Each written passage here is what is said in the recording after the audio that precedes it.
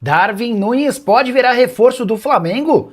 Vídeo de hoje do canal do Nicola traz mais detalhes sobre essa história e fala tudo sobre o Flamengo e a possibilidade de entrada de muitos milhões de reais em caso de título da Recopa, além de muito mais. Sem perder tempo, pedir para deixar like, se inscrever no canal e ativar as notificações. Ex-atacante do Liverpool, Darwin Núñez pode virar o camisa 9 do Flamengo?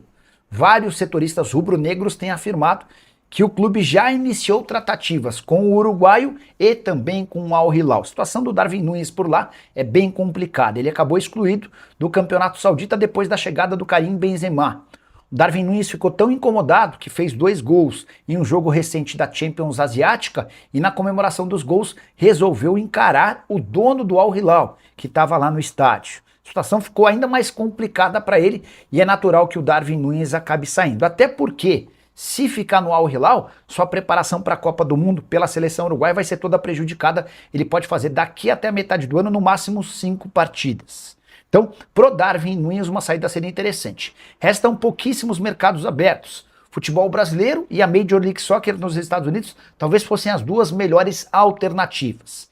E segundo informações dos setoristas, o Fly está disposto a contratá-lo por empréstimo com opção de compra, mas precisaria da ajuda do Al Hilal com o pagamento dos salários da atleta. Isso porque Darwin Núñez recebe, na Arábia Saudita, 8 milhões de reais por mês. A ideia do Fla seria pagar cerca de 30% dos vencimentos do jogador. O fato de Arrascaeta, De La Cruz e Varela, companheiros do Darwin Núñez na seleção uruguaia, jogarem no Flamengo, seria um trunfo rubro-negro nas conversas com o jogador. Operação das mais complicadas, ele havia sido comprado do Liverpool por 53 milhões de euros. De qualquer forma, é mais uma tentativa rubro-negra na busca por um camisa 9. Se o Darwin Núñez for contratado, o Flamengo vai estar fechando com um dos principais centroavantes do mundo. Darwin Núñez é muito acima da média. O que ele fez com a camisa do Liverpool só comprova isso. E você, acredita nessa possibilidade? O que pensa de Darwin Núñez jogando no rubro-negro? Já usa o espaço para comentário e para opinar. Só não esquece de deixar like e de se inscrever no canal. A gente se encontra assim que surgir notícia. Tchau. Quero te contar agora quanto o Flamengo fatura em caso de título da Recopa. A Conmebol prometeu ao campeão o prêmio de $1.800.000. A gente está falando de mais ou menos $9.300.000. Você sabe, Flamengo e Lanús começam a decidir o título nessa quinta-feira na Argentina. Na próxima quinta-feira, jogo de volta no Maracanã. Se o vencedor fica com $9.300.000, o vice fica com cerca de metade, $4.700.000. O Flamengo tenta o bicampeonato na Recopa. A única taça havia sido conquistada contra o Independiente Del Valle em 2020. Na oportunidade, placar agregado de 5-2 a favor do Fla.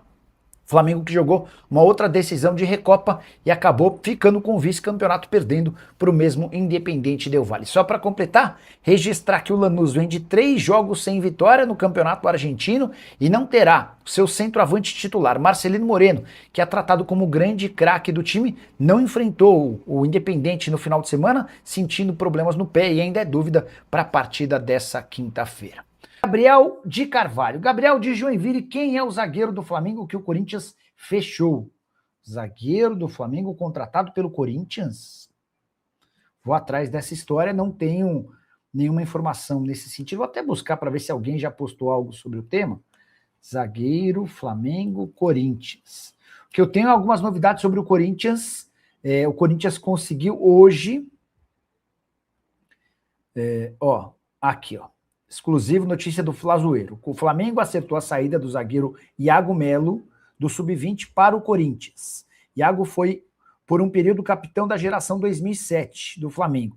Ele tinha vínculo até fevereiro de 2027. Antes do Corinthians, o defensor esteve perto de reforçar o Ferencváros da Hungria. Tá? Então, o Flazoeiro traz a informação de que o Corinthians contratou Iago Melo, do Sub-20.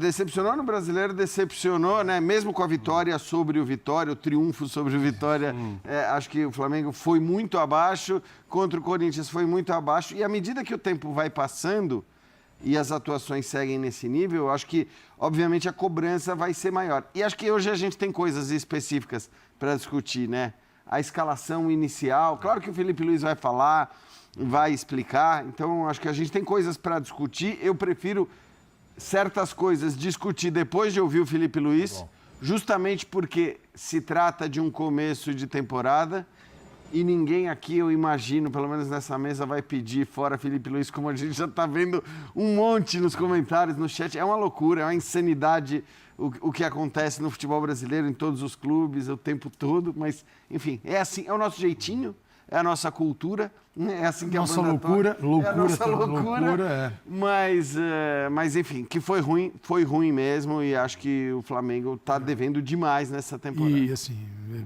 perder o confronto para o Corinthians pode acontecer. Claro. Perder para o Lanús pode acontecer. Mas quando você soma esses dois... e a forma, né? E a forma. Aí você tem... qual foi a narrativa das duas derrotas? Uma é real, já foi. A outra, por enquanto, ele está perdendo.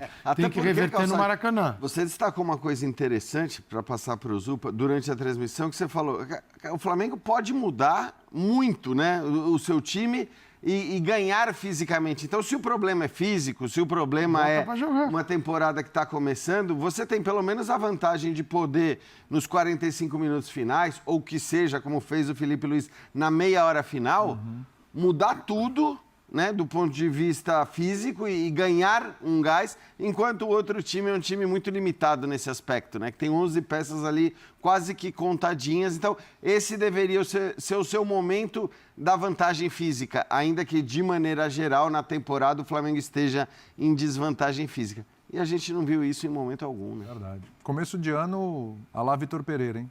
Lembra Mas, muito. Né? Claro que o Felipe Luiz tem muito mais casca. Títulos do Flamengo, tem mais... A atmosfera, o estado anímico... Mas isso lembra. é isso. É isso, lembra. É isso. Boa noite a todos. Porque, assim, tanto a Supercopa quanto a Recopa não são, e eu falei isso no pré-jogo no Sport Center, não são troféus que vão mudar, ou que não deveriam mudar a temporada de um clube com o tamanho da ambição que o Flamengo tem no seu projeto esportivo.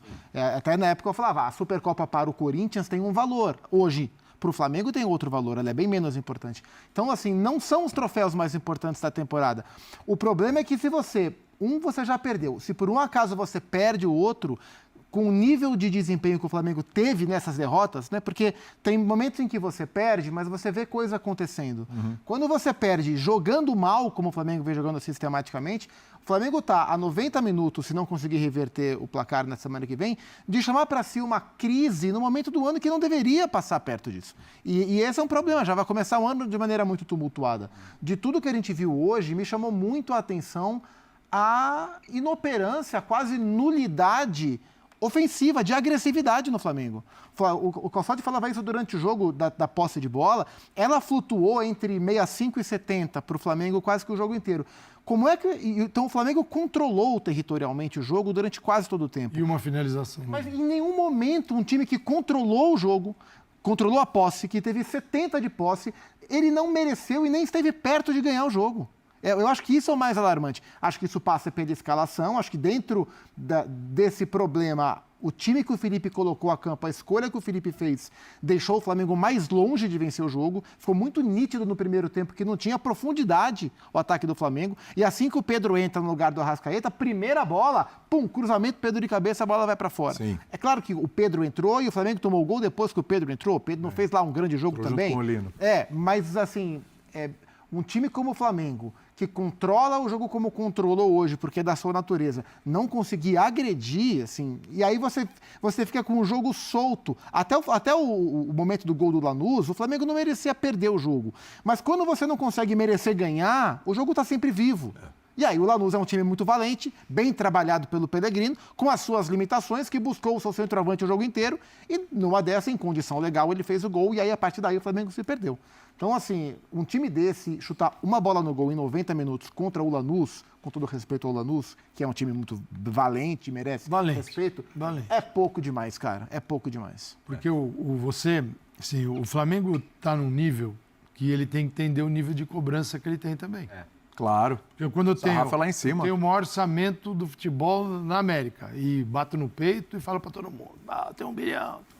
Eu tenho o elenco que tem. Já tinha um elenco que traz o Paquetá. Você tem a maior contratação da história do país, né? Você tem uma série de contratações. O Paquetá vale o elenco inteiro do Lanús, Calçado. O presidente do Lanús falou isso.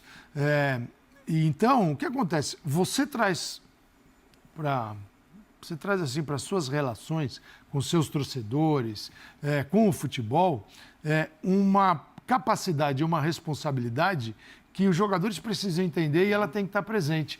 Esse time que tem tudo isso e gosta de bater no peito, que tem, não pode chegar em 2 finais. Você tem, são 2 finais e 3 tempos jogados, certo? Sim.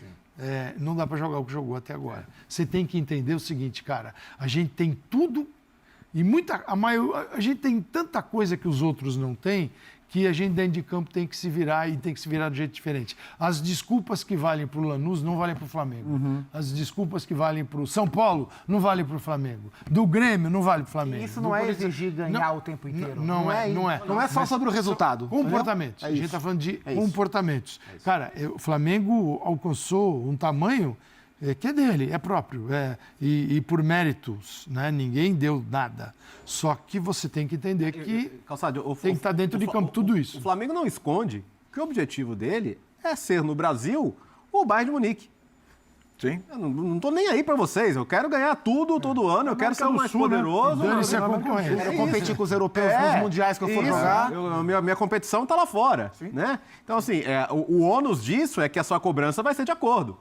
Você escolheu isso, cara. Desculpa. Não, a cobrança vai ser de acordo. Então, a cobrança vai ser... inclusive, pela sua postura em campo, se a sua postura eu vou ser o time mais poderoso do continente... E fora de campo também. Na hora que você entrar no campo, cara, o que eu vejo tem que estar de acordo com isso. Exatamente. Né? E se você não tem condição, repito, para mim isso é muito importante.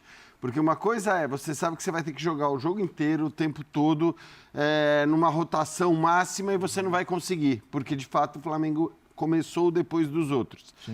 Queria ter começado até mais tarde, mas ainda assim, mesmo começando mais cedo do que gostaria, começou depois dos outros. Só que o Flamengo tem a condição... Então, sei lá, vamos pegar o exemplo do Arrascaeta. Cara, beleza, você não está em condição de jogar os 90 minutos, ok, você vai jogar 45.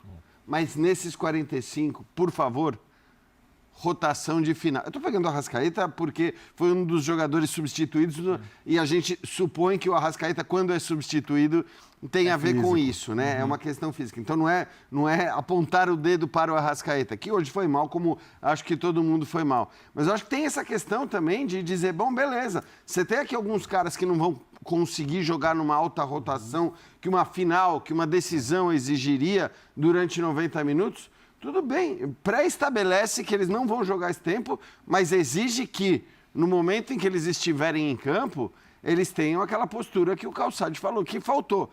E você sabe que eu não gosto muito desse papo de que, faltou empenho, dedicação, postura e tal. Mas tem horas que isso é evidente, que é muito claro. Você isso no Lanús. O Lanús reconhece as suas limitações, sabe quais são as suas perspectivas e possibilidades de ganhar um título. Então, para o Lanús ganhar a Copa Argentina, é fantástico. Para o Lanús ganhar esta Recopa, é maravilhoso. Que oportunidade ele tem de um título internacional? Isso é raro. Não é todo dia que vai acontecer. Até porque se você entender o que é o Lanús, você abre o Olé, Jornal Argentino de hoje. Você roda. Eu rodei tanto que eu falei, tá bom. Fui lá e botei Lanús, porque só de rodar você não acha. Não existe, entendeu? Eles mesmos se Não é de hoje não, Calçade, desde terça-feira que tá assim. Tá assim, um time de bairro, o maior time de bairro do mundo, que é uma zero. Cidade da região metropolitana, mas tem até a cor do Juventus, né? Time de bairro, que a gente sabe meio, né, como é que é. Mas, cara, aquilo é uma instituição, né? Aquilo é local, você tem a comunidade ali. E então eles têm um entendimento sobre o que eles são e o que eles podem fazer. O Flamengo tem que ter o dele também. E assim, a gente compreende, e pelo menos eu compreendo, né? Não posso falar para vocês, que na Recopa o campeão da Sul-Americana geralmente entra com mais fome do que o campeão da Libertadores. Isso o Racing fez isso. O Racing fez isso. Isso é conceitual até, né, Zupac? Porque assim, a Sul-Americana é um torneio dos times que não são os principais do continente E no acho momento. que tem uma coisa da cultura do argentino de taça, cara, taça é currículo e eu vou me matar pela taça. Especialmente Eles no gostam momento. muito de taça, estão disputando 10. O Tic-Tac distribui taças. Especialmente no momento em que há uma disparidade muito grande entre o futebol de clubes, dos dois países, que permite aos argentinos hoje apenas brigar pela Sul-Americana, enquanto nós brigamos pela Libertadores. Chega na Recopa, é natural que o Lanús tenha mais fome que o Flamengo. Você bateu o campeão da Libertadores. A questão não é o Flamengo, eu acho que a questão nem é o Flamengo ter mais fome que o Lanús hoje. A questão é a comparação de Flamengo com o próprio Flamengo. E isso ficou muito abaixo. Não acho que foi só falta de apetite, eu acho que teve problemas técnicos e táticos também. Acho que é uma junção. Claro que para um time como o Flamengo, que é um timaço, mas que de jogadores assim, mais próximos dos geniais para o nosso contexto, tem dois, Arrascaeta e Paquetá. E o Arrascaeta está na segunda marcha e o Paquetá está tentando se encontrar. Não encaixou ainda. E é natural, Não as coisas não são tão imediatas. Sim. Podem até ser, mas não são obrigatoriamente tão imediatas, que esse time perca a capacidade de ser brilhante nesse momento. Mas não precisa ser o que está sendo. Dava para ser William, mais.